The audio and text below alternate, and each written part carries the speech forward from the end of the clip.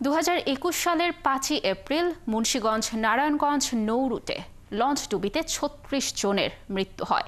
পরের বছর মার্চে আরেকটি দুর্ঘটনায় মারা যান 10 জন।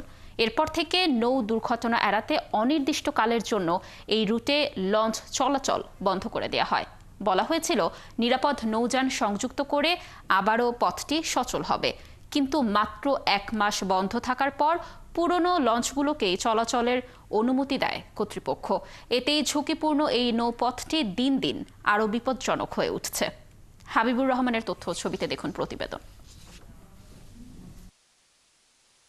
ব্যবসা বাণিজ্য ও চাকরির সুবাদে মুন্সিগঞ্জ থেকে প্রতিদিন গড়ে অন্তত ৩৫,০০০ মানুষ নারায়ণগঞ্জ ও ঢাকায় যাতায়াত করেন। সড়ক পথে যানজটের ভোগান্তি এড়াতে ঝুঁকি নিয়ে নদীপথ বেছে নেন তারা, কিন্তু দীর্ঘ 4 যুগেও কোনো পরিবর্তন আসেনি এই পথে। সম্প্রতি ধলেশ্বরী ও শীতলক্ষ্যার প্রবেশমুখের বিভিন্ন পয়েন্টে কার্গো জাহাজ নোঙর করে রাখায় ঝুঁকি বেড়েছে কয়েকগুণ।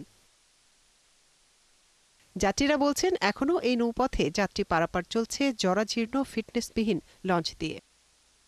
সিঙ্গেল ডেকারগুলি তো অনেক বেশি ঝুঁকিপূর্ণ, কারণ যখন এটা ঘুরাইতে নেয় তখন বলগেট বা অন্যান্য কিছু আসলে ধাক্কা খেলে সাথে সাথে ডুইবা যাব।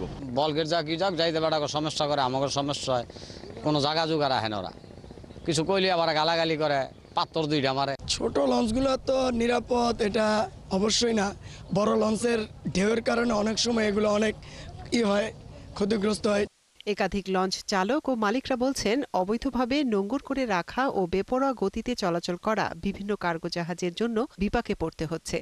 নদীপথ এমনি ঝুঁকিপূর্ণ, তারপরে যদি আবার এলোমেলো জাহাজগুলি রাখে তাহলে তো নদীপথ চলাচল খুবই দুষ্কর, এবং তারা নেভিগেশন লাইটও জ্বালায় না। এখানে যে একটা জাহাজ অ্যাঙ্কার করে আসে, বার্থিং করে আসে, সেটা দেখতে হবে। শিগগিরই নদীপথে অবৈধভাবে নোঙর করে রাখা কার্গো জাহাজ ও তাদের বেপরোয়া চলাচলের বিষয়ে জোরালো পদক্ষেপ নেওয়ার আশ্বাস দিলেন জেলা প্রশাসক। যেগুলো অবৈধ দখলে আছে সেই দখলদারদের আমরা উচ্ছেদ করার কার্যক্রম চলছে। ইতিমধ্যেই বলগেটগুলো যারা রাতের বেলায়, যেন প্রথমত কথা তাদের তো কোনো লাইটের ব্যবস্থা নেই এবং রাতের বেলা তাদেরকে নিষেধ করা আছে, এবং রাতের বেলা যাতে না চলে এই জন্য আমরা টাস্কফোর্স অভিযান সহ মোবাইল কোর্ট পরিচালনা করে যাচ্ছি। আর বিআইডব্লিউটি এর উপপরিচালক জানান, সিঙ্গেল ডেকের নৌযানগুলোকে ডাবল ডেকেও রূপান্তর করার জন্য 2025-এর জুলাই পর্যন্ত সময় দেওয়া হয়েছে। এর মধ্যে না করলে আইনি ব্যবস্থা নেওয়া হবে। 1/7/2025 পর্যন্ত সময় বৃদ্ধি করা হয়েছে। এর মধ্যে যদি এই সমস্ত লঞ্চগুলি তাদের হাই ডেকের লঞ্চ না করে, তাহলে এখানে চলাচলের ব্যাপারে একটা নিষেধাজ্ঞা থাকবে। নারায়ণগঞ্জ থেকে 6টি নৌপথে 2022 সাল পর্যন্ত 62টি যাত্রীবাহী লঞ্চ চলাচল করত। বর্তমানে এই রুটে 35টি লঞ্চ চলে। মনিরা কাজুরি, 71।